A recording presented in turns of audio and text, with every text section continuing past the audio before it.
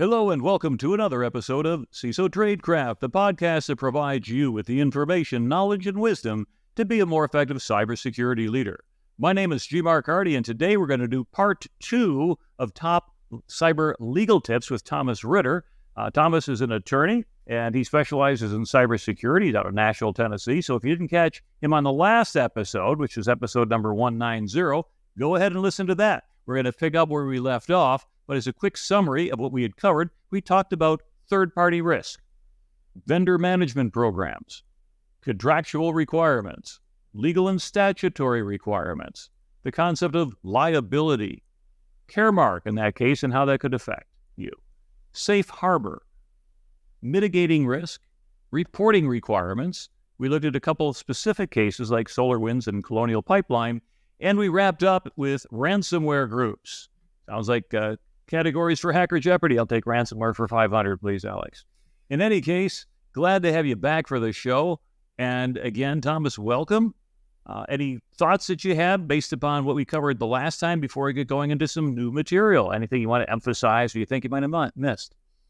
No, G-Mark, just good to be back. Appreciate the opportunity to have a follow-up conversation. And I'm just amazed that we covered as much as we did in episode 1 or part 1. Mm-hmm.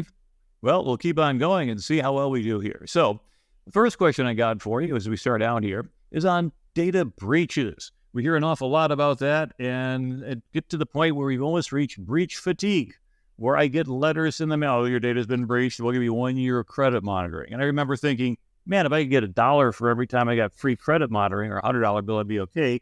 And I think it was the Equifax one. They said, oh yeah, we'll give people like $100 depending on how many sign up and attorney's fees.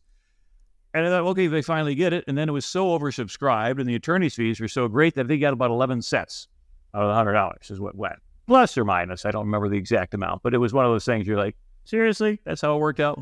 In any case, in the event that someone's in an organization that experiences a data breach, what are the legal steps that you should be taken immediately after discovering such a breach? That's a great question. Yeah, I mean, the first that always comes to mind for me that I counsel clients on what feels like a daily basis is just using the right nomenclature, right? And throwing around the term breach is something that as attorneys, we really don't like to hear or see when, an organization first calls us and says, we think we've had an incident. We really emphasize sticking with just security incident in those first few hours, days, even weeks. And I don't just mean even internally, but also externally with, third parties, with customers, any sort of business relationships that the company may have. It's just critically important to be cognizant of abstaining from using that buzzword of breach, because that's a word that carries a lot of legal implications, right? And, is statutorily defined. And so when a determination, and it is very much so a legal determination of when, something has risen to the level of a breach is made, that then starts the clock around things like notification to individuals and regulators. So that's a huge takeaway, I think, and one that companies oftentimes miss the mark on is, really wanting to, internal memoranda, just steer clear of using the word breach. Secondarily, but equally as important, it's really just wanting to use counsel. And I would really strongly and vehemently suggest using external counsel to quarterback, if you will, the efforts around incident response. So in practice, what does that look like? The attorney is the one that hires, a third-party digital forensics provider to come in and perform, remediation, to perform analysis and mitigation techniques. And contractually speaking, that is in the form of a tripartite agreement. So it's, me, Thomas Ritter, Esquire, hiring, DFIR firm on behalf of client A.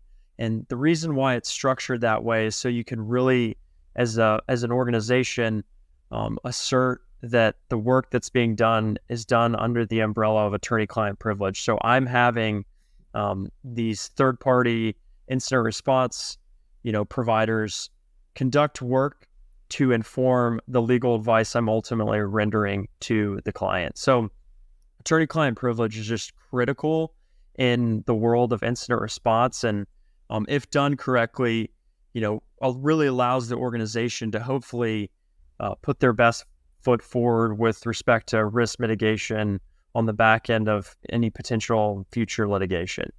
And then, I really have to more often than not manage, I should say, expectations with clients in terms of like, how long is this incident going to take? And I don't even always mean, in the easiest sense of like a ransomware and, a very catastrophic event that's, unequivocally interrupted business operations. I can even, be referring to this in the context of like a business email compromise. And I think for most organizations, they think that, the work's going to be done quickly. Things can be rectified, in the first few days, maybe week.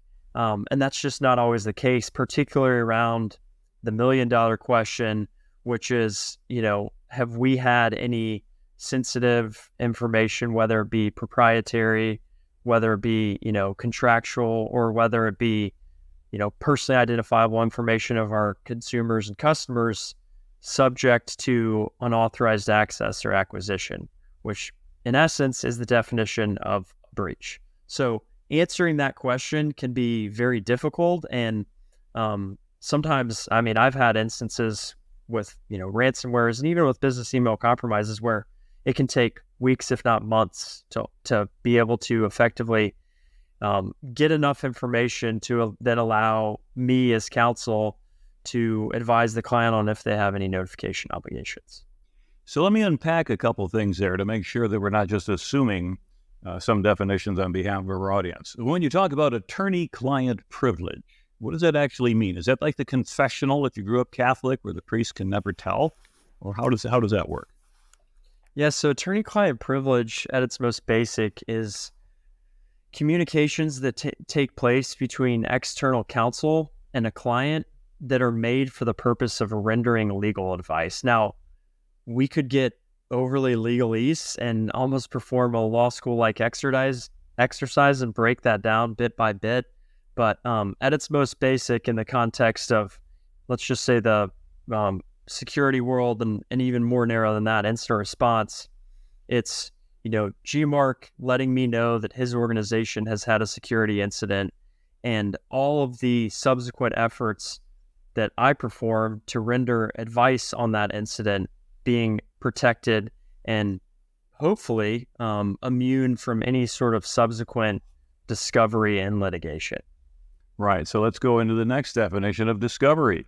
So kind of the layman's definition of discovery is it means your opponent can ask you for everything that you've got on yourself that could help them destroy you, which doesn't sound like a really good thing. So if you elaborate a little bit about discovery, how is it done? How does it work through a courtroom? And then what's in scope and not in scope? Or is that something that lawyers fight out when you try to come up to something like that? It's absolutely something they fight out. And, with the disclaimer that I by no means consider myself a litigator, discovery essentially is both sides being able to request information from the other. And so what I mean by that is, I can ask for things like email correspondence. I can ask for, forensic artifacts. I can ask for internal memorandum that discuss a particular event that is pertinent to the lawsuit itself. In the context of incident response, it can be rather broad.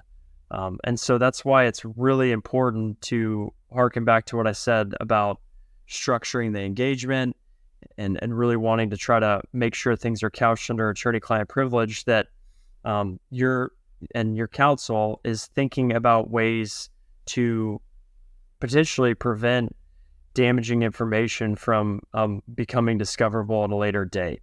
A quick example of that would be oftentimes if organization's been impacted by ransomware, and let's say their M365 environment's been impacted and they're not capable of using company emails. I think oftentimes clients first instinct is to use their personal email addresses.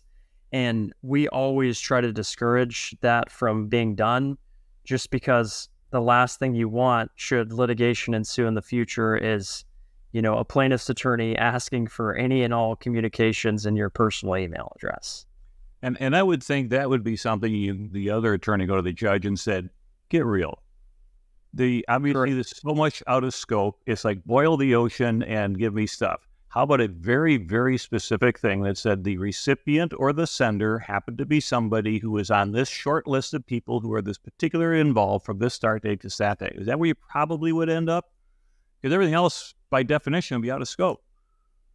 It would. To your point that you made earlier, it's a fight, right? So a plaintiff's attorney is going to make as broad a request as possible and cast, as wide of a net as possible in hopes of finding something that they can then use to their advantage. Whereas, logic says that a defense attorney is going to go back to the judge and try to significantly limit, what the end result or product needs to be that they hand over. Yeah, I would think that, of course, I'm not a judge, it's not my area, but if I were the judge, I'd say, okay, you can ask for whatever you want, but the percentage of information that we find is in scope is a percentage of the fee you're going to get awarded. So aim correctly and you get paid. Otherwise, yeah. Because it seems to me as a non-attorney, this is sort of like, hey, let's enrich the pot on behalf of both the plaintiff and the defendant and say, hey, we just run up the bill. We play golf together at the end of the day, so how much can we charge them? And of course, that's a little bit of a pessimistic view, but at the same time, anybody who's involved in litigation tends to be a bit of a pessimist. So how would we help people feel a little bit better about the fact that ideally your attorney is there on your behalf, much like a doctor is there on your behalf to keep you from, dying on the operating table or suffering a worse injury? I would say, there's such an important aspect of that, just being wrapped up in retaining counsel that really specializes in particular areas of expertise, right? Mm-hmm. And so using the context of the cybersecurity world as the perfect example, plenty of attorneys like to say that they dabble in the world of incident response.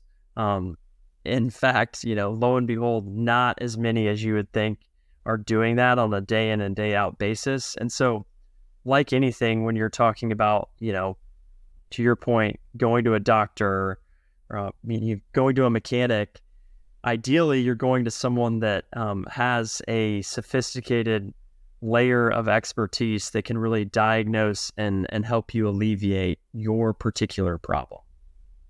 Yeah, I think there's a saying that says if you think going to court with the best lawyer is expensive, try going to court with the second best lawyer. Yeah. Okay, well, let's get back on to what we were talking about. Thank you for letting me have this little diversion there. But earlier we were mentioning about things like regulations and cybersecurity laws, et cetera. And that ultimately is ending up where we have to conform. What advice would you have for CISOs or other security leaders to ensure that they're up to date on the latest laws and regulations in this area? Beyond having a trusted legal advisor, they get together every other Thursday for breakfast for $400 and right.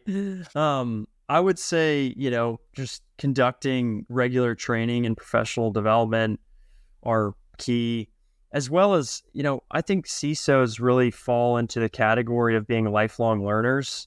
Mm-hmm. Most would probably attest to the fact that even if you've been in this industry for 20 or 30 years, there's always new adversaries, there's always new threats and techniques.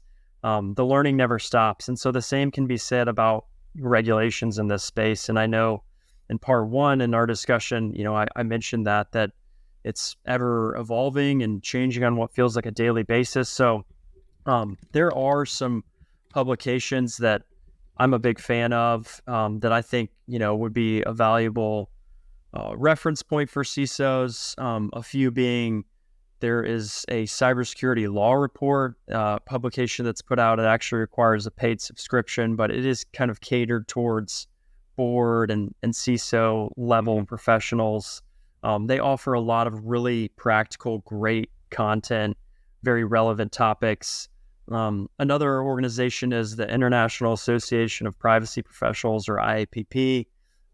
They, do a great job of also putting out content. And I should add that theirs, as opposed to the Cybersecurity Law Report, is more often than not completely free and viewable to anyone and everyone. And then finally, I'm also a big fan of Harvard Law School's Forum on Corporate Governance.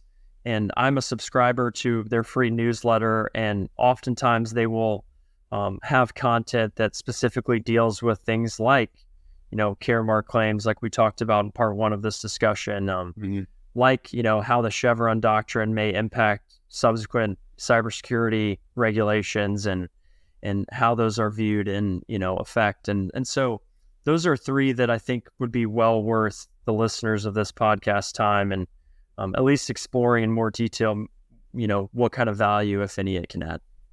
Yeah, what I'm looking at here is I get a daily subscription from Cybersecurity and Privacy Law 360. And it gives you a nice summary every day of all of these cybersecurity. They're like, wow, look at this case and that case. And today's message, AT&T sued over breach of nearly all cell users' records. Investigator argues mobile's hacked data aren't trade secrets. United and Union Pacific must face genetic privacy suits. Boston man can't escape Chinese spy charge, and on and on. It's kind of like your own little newsletter. But of course, if you want to read the whole article, you have to subscribe and things like that. So it's a whole bunch of teasers. But I usually just skim the top of it just so I kind of stay aware of things. And I think that's very good insight, is that as CISOs, as security leaders, we need to stay up to date. And knowing what's going on, rather than just waiting for the big headlines to splash, there's a lot going on. It surprises me just every day how many new things there are in cases and case law and situations that are taking place out there. And so as a result, I concur with you that having that as part of your daily feed, even if you don't buy the subscription to read the details, at least skim the top and be aware of stuff. And if you want more information, hey, this could be of a concern for us. And then, as you said, take your a specialized attorney out to breakfast and get a good direct briefing on it. So that sounds good. Now, I do a lot of conferences and speeches and things like that. Obviously, we're doing our podcasts, webinars, and things like that. I've been going to security conferences. I was checking out my first security conference was with the Computer Security Institute in 1985. So it's been a while. And the first conference I spoke at was in 1986, along with Admiral Grace Hopper. Both of us are on the speaking agenda. So I did actually have an overlap there. And then since then, of course, a number of conferences and events have mushroomed, so you could spend your entire year doing conferences and things like that. But are there any particular conferences or publications or webinars or podcasts, and of course, other than this, which is on the list, that you would recommend for people so they could stay up to speed on cybersecurity law?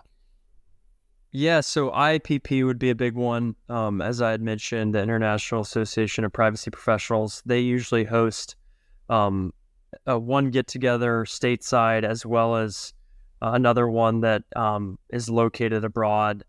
They really cover just a wide range of topics and get down beyond just a surface level into things like, GDPR and state-specific privacy laws. And they do so, under the tutelage and expert guidance of, people that are really, as I've already mentioned, practicing this field day in and day out.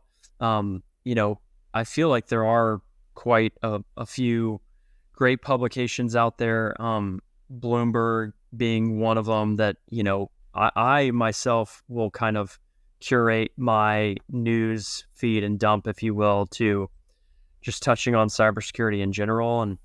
And from there, I then kind of let my, mind and attention get attracted to one particular subject that then leads me down a rabbit hole. Yeah.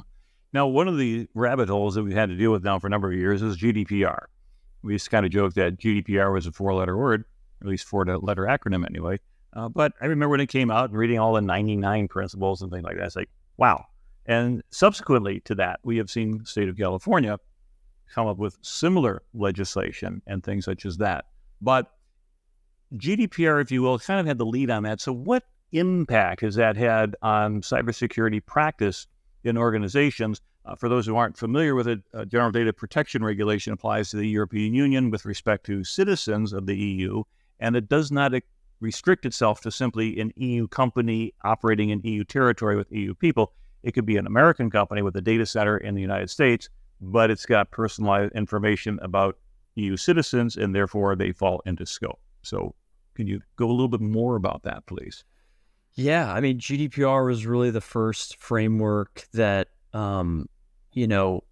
required and raised the bar for data protection and privacy to be an essential function of a business that, as you said, avails itself to the EU and its citizens. I mean, there is probably an entire podcast episode that we could do on the territorial reach of GDPR, but I think for purposes of today's discussion, more importantly, it really formed the basis of CCPA and the subsequent revision of CPRA, California's privacy law. And much as California did with its breach notification law, that law has kind of been the backbone of, now double-digit number of states then passing their own comprehensive and specific privacy law. Mm-hmm.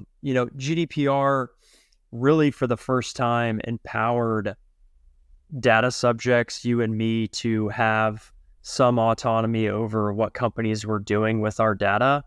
And so in turn, and it didn't just require organizations to place, greater emphasis on securing that data, but it really fundamentally required them to even understand what exactly they were collecting, how they were going about using it, who they were sharing it with, and so on and so forth. And so, when you think back to, I think GDPR went into effect, I want to say in 2018, here we are 6 or so years later. It's really formed, the not just way people, I think, look at security and privacy, but, more importantly, the evolution of laws around privacy and security in general. Yeah, so for a CISO who finds themselves potentially in scope for GDPR, meaning you're doing business with EU citizenry, all right, if you're a delicatessen in Milwaukee just selling on the street corner, you're probably not worried about it. You're not collecting personal data. But here we're talking pretty much about personal data about subjects. What advice would you give for CISOs to deal with the complexities of that? Is it something you can just sit down and read it and say, I got it? Or does it go a lot more detail than that? It's a lot more detail than that. I think the logical starting point is really analyzing territorial reach and starting with that question of, does this apply to my organization? And that's a question, believe it or not, that I think people to this very day, even after 6 years, are still struggling with and requires some nuanced interpretation. But once you get past that point of making a determination that, your business is in scope, I think more often than not, I advise clients to conduct a comprehensive data audit that really provides insight into the types of information they're collecting, the utility and function of why they're doing that, how it's being disseminated, and then thinking about complying with something like data subject access requests, where you or I could ask a company, I want to see what if any of my information you have on me. I can make corrections if any of that information is inaccurate. I can even ask you to delete that information or to stop sharing it with third parties. So that's over time really become an automated function that you can pay third-party providers to do on your behalf. But I also have clients that are still in the habit of doing that manually, and that's necessitated by that basic understanding of what data you have and what are you doing with it. Yeah, and one of the things that I found kind of an interesting notion is the right to be forgotten. Now, one side says, hey, I did all kinds of dumb, stupid stuff. Here I am doing a crazy party, throwing up at a party, and on Monday morning, I'm in a nice suit and tie trying to get a good job. So I want all that the right to be forgotten. That's not what we're talking about, from my understanding. Rather, the right to be forgotten is I conduct business with an organization, we do our transaction, we're done with the transaction, I say, forget about me. Delete my name, delete my address, delete my phone number, etc. So that if they comply with that, and 2 months later, I say, hey, this company was involved in a data breach. Well, I don't care because they complied with it. They deleted all my stuff. I have been forgotten. Is that understanding correct, or can you straighten me out on that? No, I would say that's an accurate interpretation of the general right to be forgotten, and this idea that it's your digital footprint, right, that you've left behind, and done correctly, that organization should be wiping themselves clean of any of your digital footprints and removing information pertinent to you from their internal infrastructure and systems. Now, easier said than done.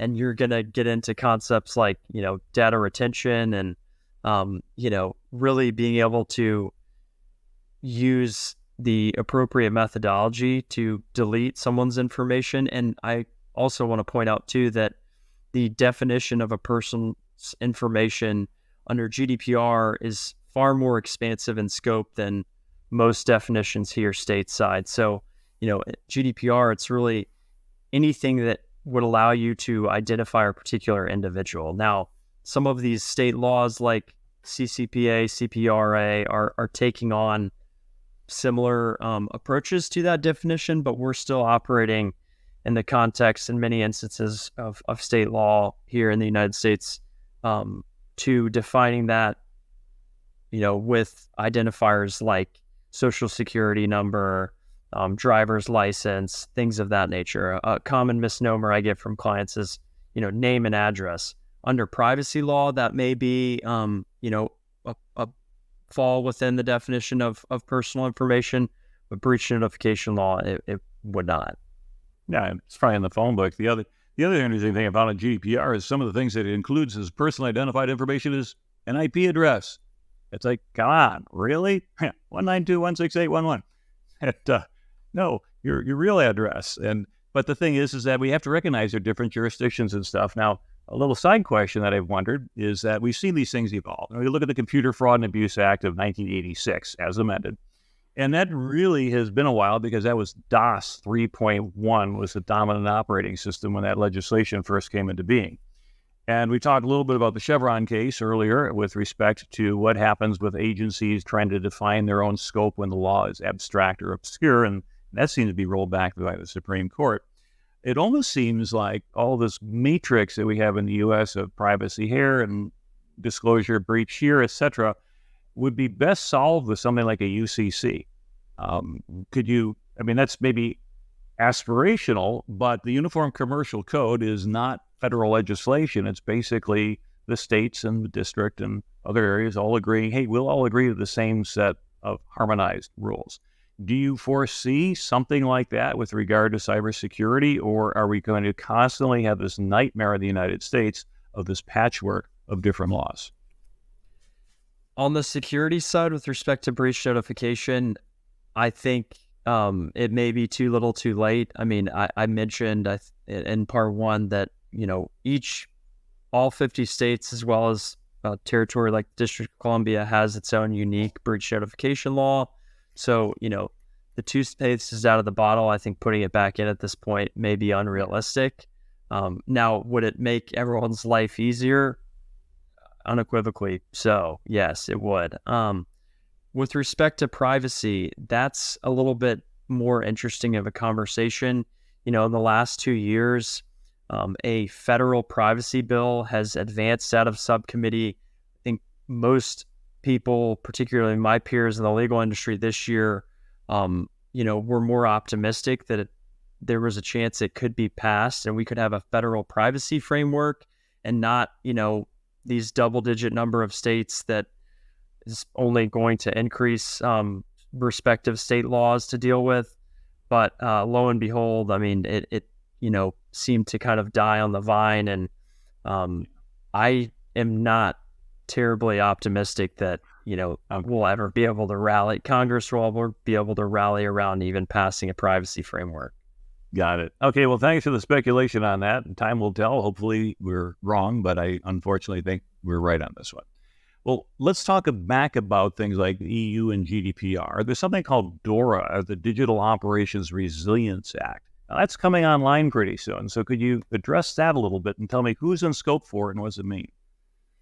Yeah, so that was a law that was passed at the end of 2022. It comes into effect in January of 2025, and it was designed with the intent of requiring financial entities in the EU to really strengthen their IT security, and more importantly, to strengthen the IT security of what they call information communication technology partners, ICT third party providers. And so, you know, I think the challenging thing is it's often looked at in tandem with GDPR when really it has many of its own prescriptive requirements for specific financial institutions. You know, I think, somewhat similar to what we discussed in the United States, it's interesting because it really places a heavy emphasis on these financial institutions' boards having more oversight and involvement in their organization's cybersecurity posture.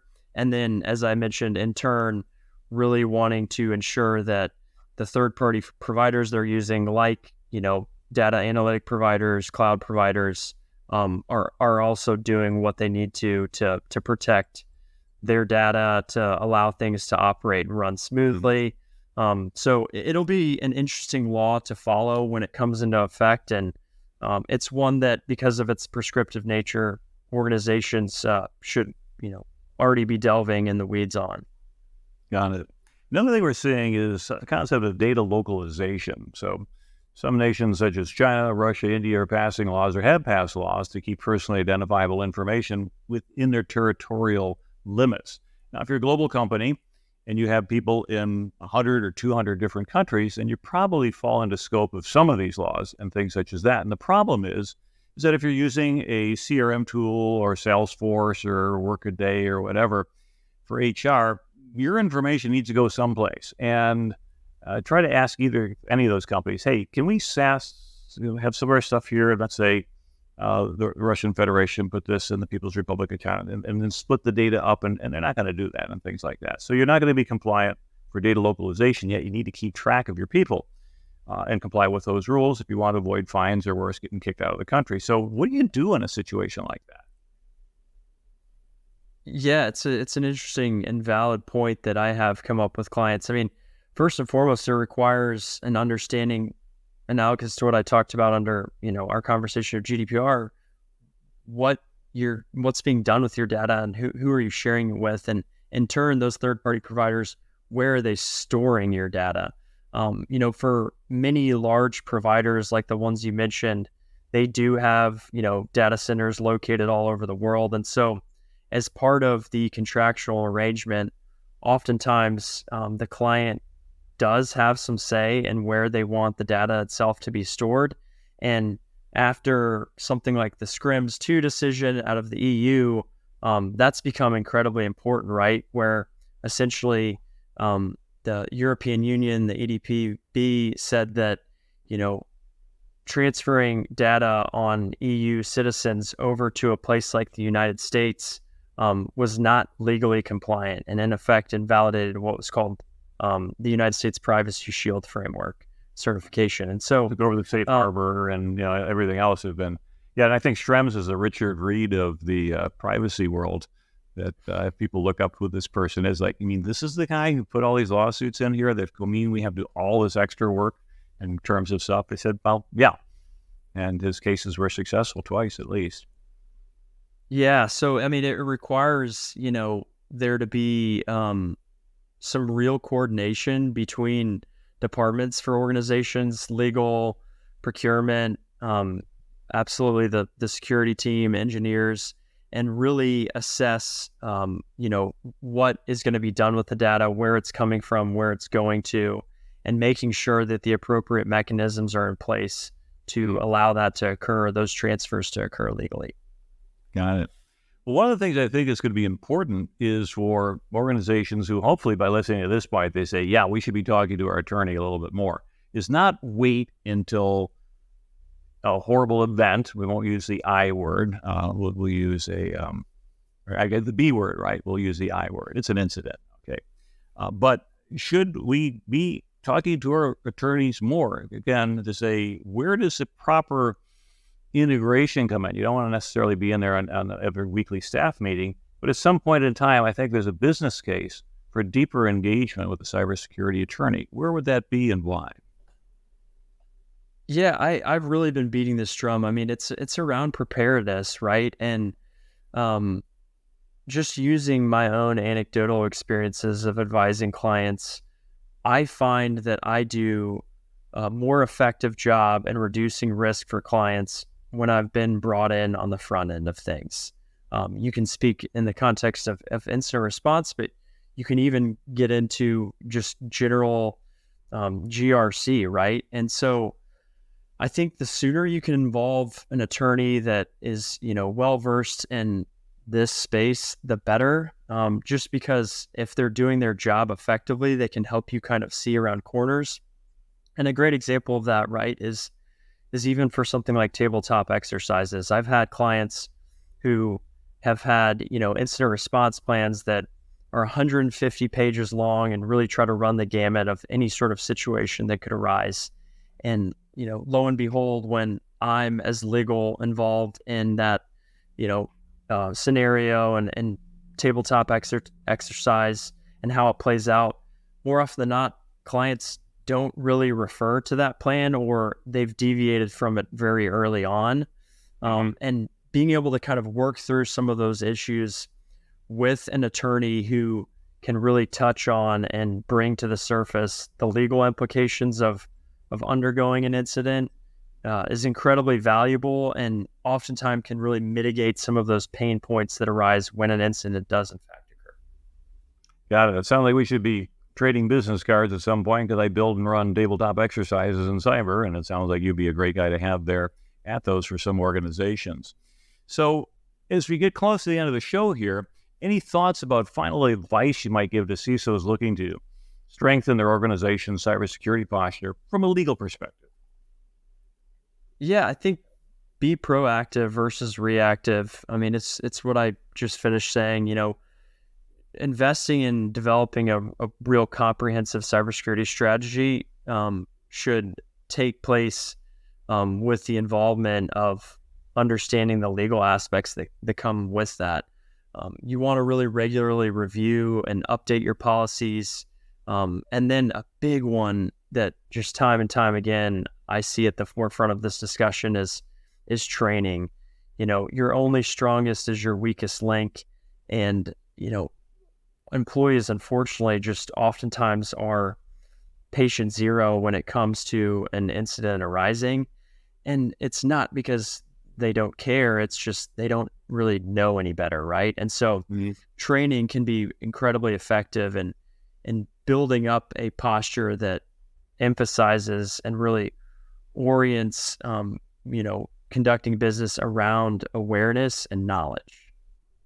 And probably a little bit more than the traditional phishing emails or things such as that. Oops, you got phished or whatever. We call that cybersecurity training, but probably a little bit more along the lines of risk-based. So, for example, at a business decision maker or an executive, they're not going to be needing to understand how to tear apart a packet and how does this protocol work, but they do need to understand when they have a contractual relationship with a third party that there may be cybersecurity elements in there. And if you're creating a contract for a third party, you might want to insist on putting cybersecurity elements in there to be able to be protected from the third party risk and then possibly a supply chain risk that would come from that. And in addition, I think that security cannot necessarily be only the CISO's responsibility, because everybody in the organization can screw things up with a computer. And yet most of them are not under the authority of the CISO. And so an effective CISO needs to be good at influence. You can't go around like it was back in the military and say, I order you to do this, I order you to do that. It's a very clean way to get things done, and it usually happens. That's not how general business works. And from a legal perspective, we also find out that in addition to the threat actors that are out there, which we consider a primary threat axis, there's a couple other threats that we need to consider from a legal perspective. One is the compliance, and being able to say, hey, you are not in compliance, and then governments may go ahead and potentially pursue action against you. And then the issue of either shareholder lawsuits or customer lawsuits or class action lawsuits or et cetera, creating, dealing with that civil liability that comes out there. The last thing I want to kind of mention, though, is we just started broaching on it, we didn't talk about it, is the concept of criminal liability, as we're starting to see potentially for CISOs and things like that saying, hey, sheriff's looking for someone to hang, let's go ahead and hang that person over there. Do you see a trend in that? Is this just a one-off that we've had with the last couple higher profile CISOs being dragged in either with a Wells notice or something like that? Granted, it's not really criminal. Or is this just the beginning of something which suggests that CISOs are going to need to lawyer up and have really good insurance and everything else to do their job effectively? It's a multifaceted question, but I'll start with, do I see that becoming a trend like the Uber CISO that was, criminally charged? I don't. I mean, I think that's more indicative of a one-off example, right, where there appeared to be intentionality behind covering certain things up and then, lying about that cover up to investigators. Mm-hmm. I think more interesting is the SEC's case against SolarWinds CISO Tim Brown, because I would hope that does not become a trend in terms of trying to civilly hold him responsible, in the sense of, I feel as if you're really going to cause people to have second thoughts about assuming that type of position of leadership. I have a chilling effect on the career path too. Yeah. And as you said, I mean, it takes a village, right? I mean, while the CISO may be a literal and figurative head of, a department, I personally feel uncomfortable by the fact that someone could be held personally responsible for something like, as catastrophic of an event as SolarWinds was. And then secondarily, I think where I was going with that is, it'll be interesting to see how Chevron impacts all of this, right? Because it's one thing for regulatory agencies to be viewed as the arbiter of how these rules should be construed. It's another thing for that to fall in courts. I believe I attested to the fact that I don't personally feel that comfortable with the idea that some of these regulatory agencies aren't in charge of enforcing their own rules and having to leave that to the men and women on the bench. But it'll be something to absolutely watch and see how it all plays out. Well, I think there's an old Chinese curse that said, may you live in interesting times. And it appears that we are there in interesting times. So, Thomas, I would thank you very, very much. Thomas Ritter from RitterGallagher.com, an attorney who specializes in cybersecurity and who has spent 2 episodes with us exploring some of the nuances and details of legal issues that could pertain to a CISO and a cybersecurity leader. And people like to get in touch with you. I think in the last episode you said Thomas at RitterGallagher.com if people want to follow up with you. So there you go. There's your little pitch in there for hopefully some follow-on. But for our listeners, thank you again for listening to CISO Tradecraft. And as always, if you find this helpful, go ahead and share it with others. Put us a review if you're listening to us on Apple Podcast, or you can post a comment on each episode if you're watching us on YouTube.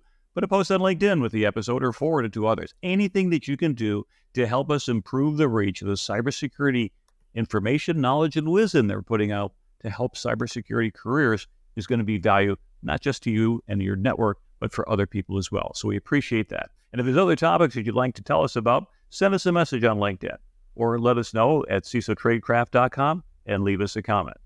Thanks again for listening. This is your host, G. Mark Hardy. And until next time, stay safe out there.